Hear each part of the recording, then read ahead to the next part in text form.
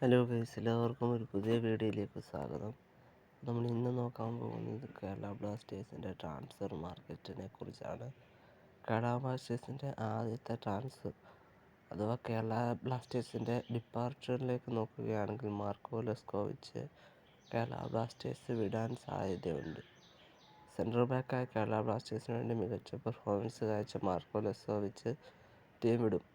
83% അതിന് സാധ്യതയുണ്ട്.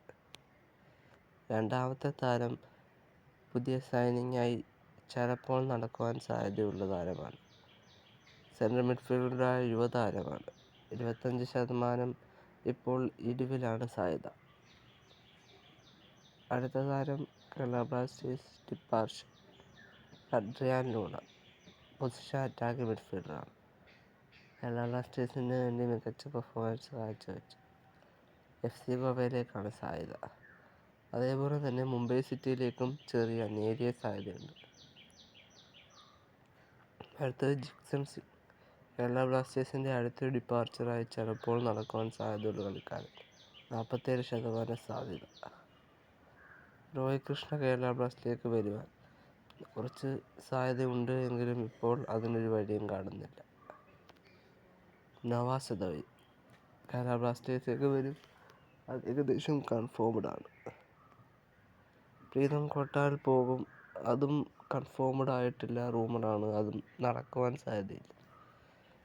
ടോം ആൽഡ്രഡ് ഇത് പുതിയൊരു സൈനിങ് ആണ് കേരള ബ്ലാസ്റ്റേഴ്സിന്.